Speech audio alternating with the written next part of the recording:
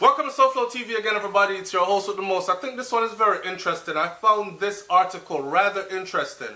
How Lotto scammers defraud elderly Americans and fuel gang wars.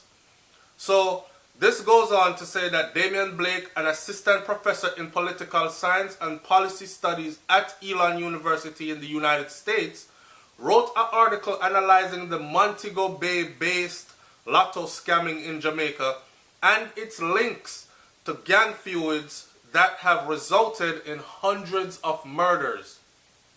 Yes, if someone never know, the whole Lotto scam thing has resulted in hundreds of murders, right? Most of the violence, by the way, that has been coming out of that area of Jamaica and many other parts of Jamaica, but particularly that area of Jamaica. Remember, a 300 and something murders last year in Mobile alone, Hence the reason for state of emergency in early 2018. So the article went on to say like this. Normally, January and February are high season for the Jamaican beach city of Montego Bay. But this year, an upsurge in shootings and other violent crimes have led many sun seekers to steer clear. On January 18th, Jamaica Prime Minister Andrew Holness declared a state of emergency in Montego Bay and surrounding St. James. Hotels, restaurants, schools, and government went on lockdown, with residents and tourists warned to remain in their resorts as police and military flooded the streets. Since then, some 150 people have been arrested, 2 AK-47s and numerous other high-powered weapons seized, and over 80 rounds of ammunition recovered. Small thing that. And check it. The reason why I said it's small thing, pardon the phone ring, the reason why I said it's small thing is because if you don't know, recently or a few days ago, some men were held up in a house and a shootout ensued. So when they report that they found 80 rounds of ammunition, right, these guys here were able to hold the police at bay and sustain gunfire for 2 hours straight. Not 80 rounds of ammunition. This is hundreds and hundreds of rounds of ammunition, right? Alright, so since then, he's saying the things that were found. The 14-day state of emergency was recently extended until May 2nd. Obviously, it was again extended, so this was written a bit earlier. Very interesting read. Very interesting read. Alright, come on now, camera. You're fogging up.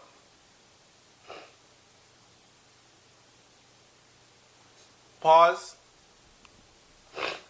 Okay. Alleged lottery scammer at the Norman Manley International Airport in Kingston being extradited to the United States last year, and they showed pictures of some of them. Jamaican Defense Force Chief Major General Rocky Meade says law enforcement's mission now is to restore peace in the Montego Bay area by disrupting gangs, particularly those that are responsible for murders, lotto scamming, trafficking of arms and guns, and extortion. It may sound strange to jump in lotto scams with weapons dealing and homicide, but in Montego Bay, these crimes do fall in the same category. It may sound strange to lump in lotto scamming with weapons dealing and homicide, but in Montego Bay, these crimes do fall in the same category. I'm a Jamaican violence researcher who's been monitoring lotto scamming, a lethal and growing financial fraud scheme in my home country since as far back as 2013. The craft of scamming. In this illegal scheme, Jamaicans pose as lotto officials to convince vulnerable foreigners that they've won a big payout. Most of the time, it's an elderly citizen of some foreign country, right? To retrieve their winnings, the caller says All you have to do is pay a modest processing fee. According to my 2013 study, most perpetrators are young, ages 14 to 25, and work as telemarketers, remittance services, cashiers, hotel employees, taxi drivers, police officers, bank tellers, and airline staffers. This is where they're able to get these informations from. The position that they work in enables them to get this information. Now, you can understand why now, right? When these resorts that are opening up, they choose to bring in their own people for employment. And you're saying, nah man, but them are open up resort down here, how come them not hire whole heap of Jamaicans? The people are in fear that people's information will be stolen and used in lotto scamming. Right? These professions give them access to personal information of potential victims. Again, they work as telemarketers, remittance services, cashiers, hotel employees, taxi drivers, police officers, bank tellers, and airline staffers. These professions give them access to the personal information of potential victims.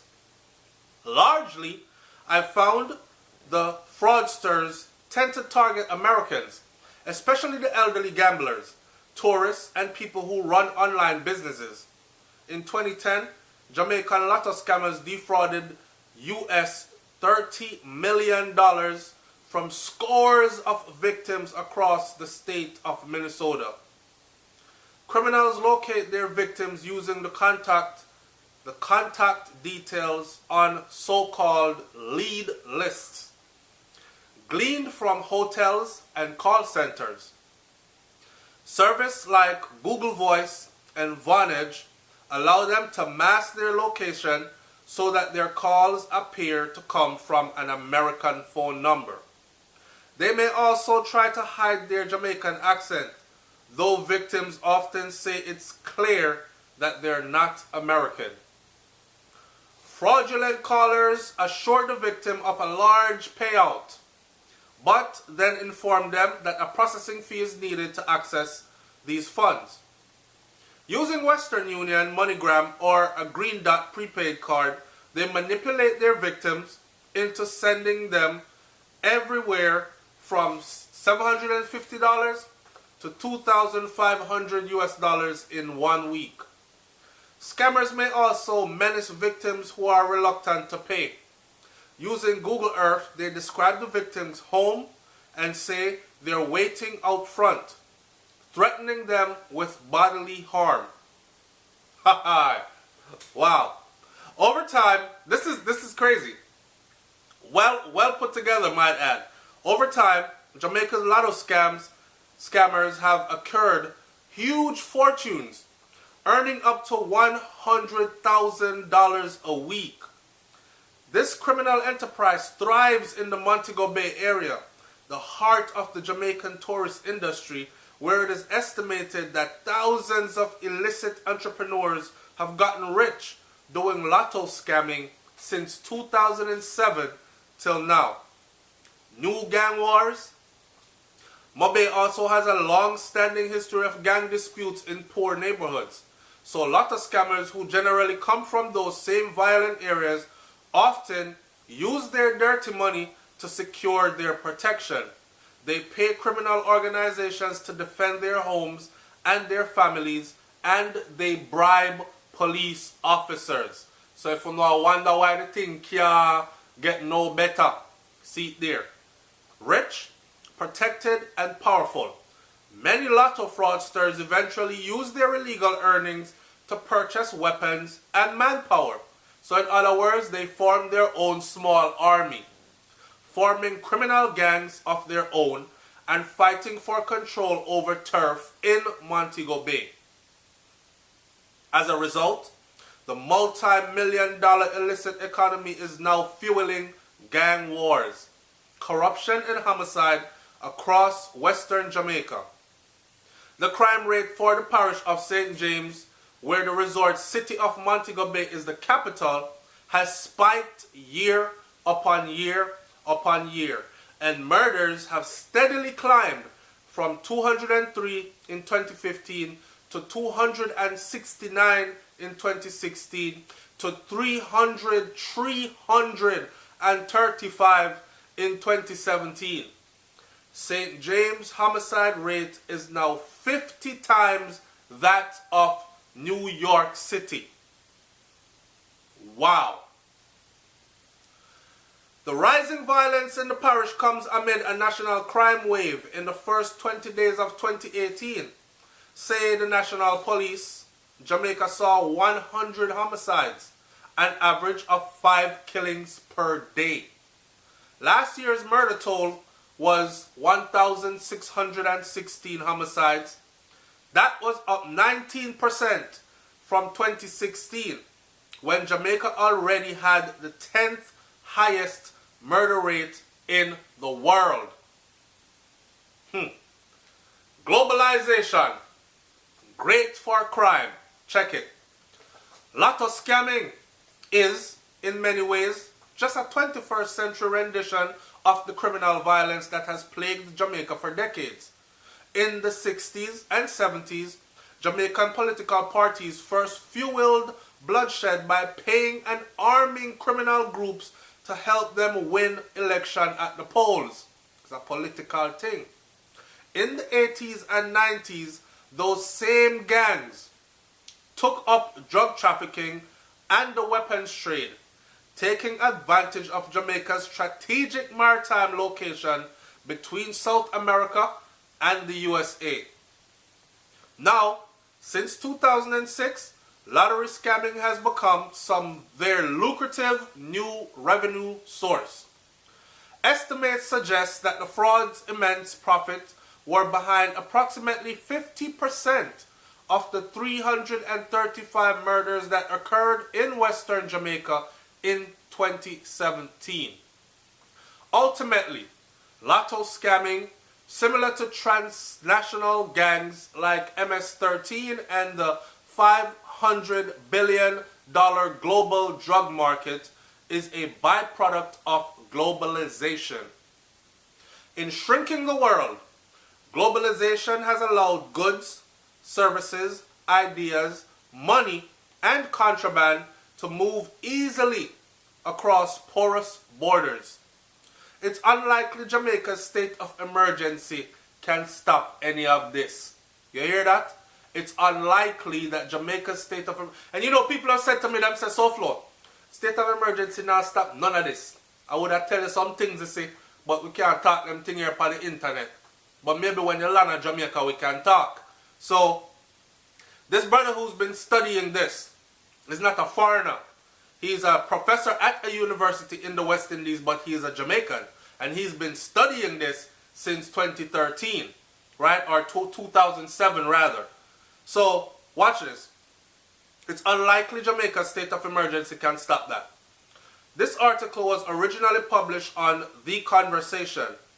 Read the original article at theconversation.com. How scammers defraud elderly Americans and fuel gang wars in Jamaica.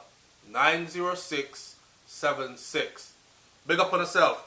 Now, what that did for me was that gave me an insight. This is actually a real breakdown of how everything is connected.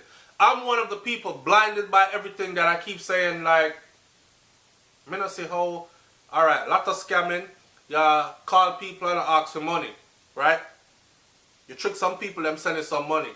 What does that have to do with guns and drugs and gangs? This was a perfect breakdown of how it is all interconnected and intertwined. Let me close this video out by saying this. CIA, FBI, them in the Jamaican, them not there for joke, right? So, people not even buy a build big house no more, and there are a lot of unfinished houses there.